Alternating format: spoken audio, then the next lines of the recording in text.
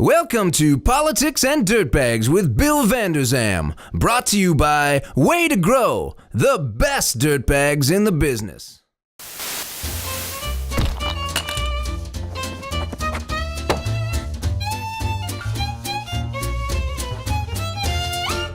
I'm Bill Vanderzam, and this is my rebel nephew, Marty Vanderzam. And today we're talking about pipelines, among other things. Welcome to the show.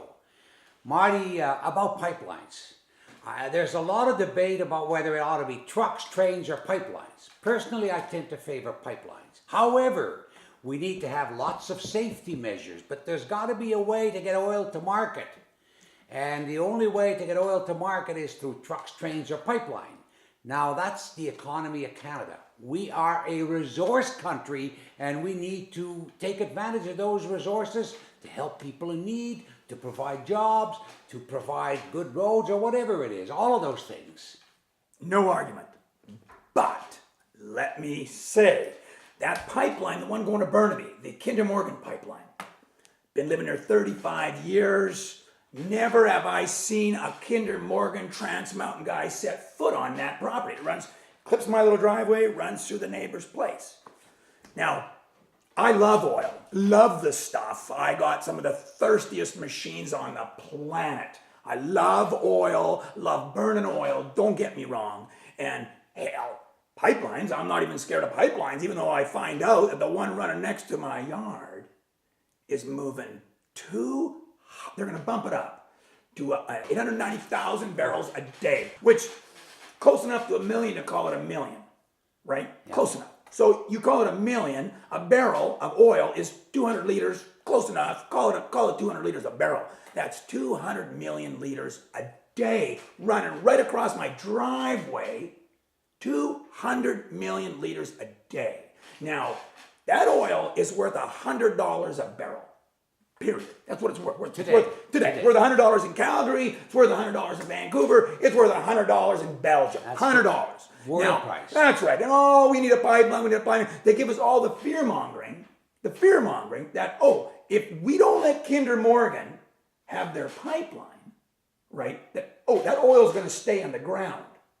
And all those jobs aren't going to happen. That's what we're led to believe. And the politicians, they do their typical roll over and play stupid, especially the ones that we have now in Victoria. They're the worst bunch, right? Now, that oil is going to come out of that ground and it is going to be burnt. Period. And it don't matter whether it's going in a pipeline, a truck, or a train. But in a pipeline, right, in that pipeline, that is 4,000 of those tandem trailer. I went and checked 50,000 liters in those tandem, it's called Super B train trucks. That is 4,000 a day. Now that is, you do the loop-de-loop up to Fort Mac and back, right? Basically you're looking at it, a 3-day loop. So basically every load is basically a 36-hour. So you've convinced me all the more that trucks or trains are not the answer because they couldn't move that much. Sure they could. You're damn right they could. Of course they could. No, they couldn't. You take a look at how many jobs. Now, you move it through a truck, you're going to get, you take a look at the spin-offs of that job, of that truck. You get diners, you get road repair, you get tire guys, mechanics.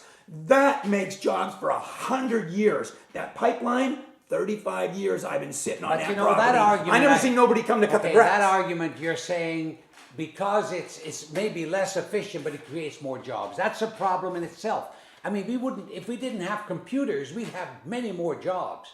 But because we have computers and because we have pipelines and because we have things that work efficiently, we've now got tractors. We don't have to walk behind a plow with a horse. Because we're working more efficiently, people are better off. The standard of living is far beyond what it used to be, and so it ought to be. So being modern, getting better ways of doing things is not bad. I understand what you're saying about the oil, however. I know what you're getting to.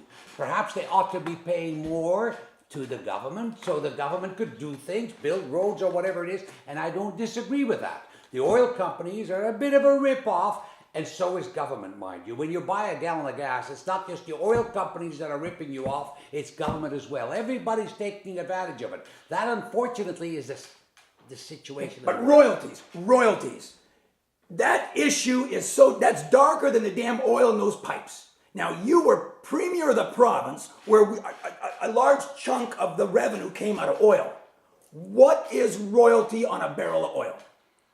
Yeah, it's a federal thing, so Okay, there's a but bit you of a should problem know that. there. You should know. No, there's a bit of a problem there. It's a federal thing, but Nobody. I'm sure it's not enough. I've been asking everybody. Nobody knows. What the hell is royalty on a barrel of oil? And I'll tell you, nobody knows. And you know damn well if it was so good, governments would be bragging the damn daylights of how much money they're making off that oil. But you notice they keep their mouths shut. Now, these are the same bozos that took a $500 million dream boat, and because it had a couple of cracks in it in a motor mount, they sold it for $18 million to the guy that built it, who turned around and flipped it for $200 million back to some guys in Bahrain or Darrain, wherever the hell that place is, and they're making money hand over foot on a great boat.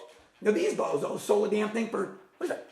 2 cents on the dollar. Yeah. Now, I'll tell you about oil. I haul dirt, which is 3 or 4% the value of crude oil, right? Yeah. 3 or 4%.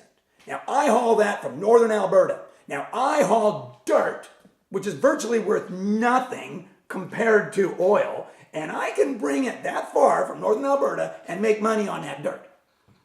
Yeah, I know. Now, yeah. that Kinder Morgan pipeline is only about Kinder Morgan making more money. Now, I say if Alberta wants to go pipeline, let them. I say at Kitimat, right in the Rockies, we put a transfer station there, and we put that, hell, Kitimat dwarfs the one by my house. If my house is doing 4,000 trucks a day, same deal goes. We just put it on the Rockies, we put a transfer station in BC, cross it by truck. Now, you're going to have more spills? Sure. But they're going to be controllable little spills, because when 50,000 liters pours out, hell, 25, 30,000 just stays on the dirt like a sponge, and you only got to deal with the 20,000 that rolls off. But when a pipeline breaks, 1,000 PSI, I'm informed, 1,000 PSI in a pipe that big to move 4,000 trucks a day, 200 million liters in a pipe that damn big. Now, that pipe, even if they get a break, the valve, you can't just slam a hydraulic valve shut. That thing takes 3 minutes to close the valve. Now, you do the calculations at 200 million liters in 24 hours, say 20. What the hell is that? That's just close. It's a lot of liters. What is that? 200, it's 100 million liters an hour? So what is that, a second?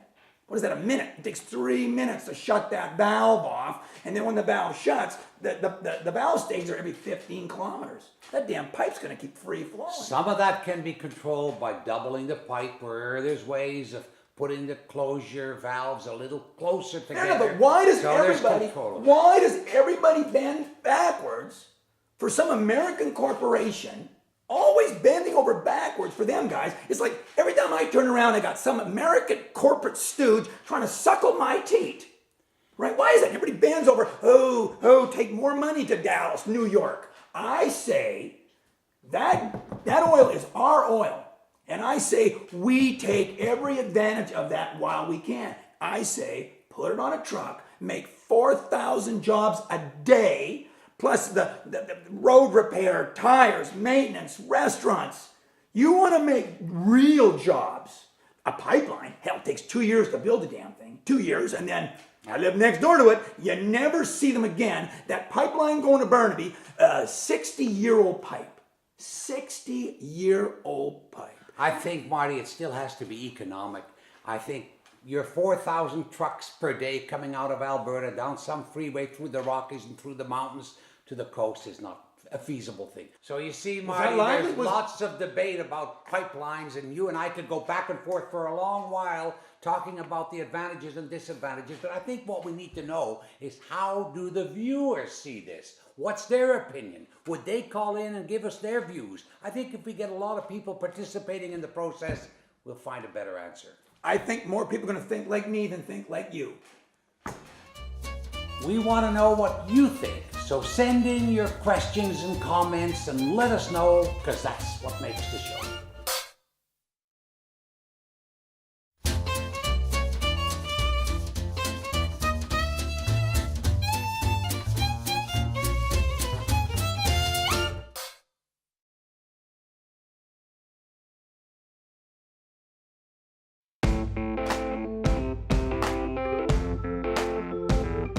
have a choice. Way to Grow or a competitor. Somebody that doesn't care or somebody like Way to Grow. 30 years, sleepless nights, trying to guarantee what goes in that bag is the best performing product possible. Always ask for Way to Grow products at only the best retailers in Western Canada.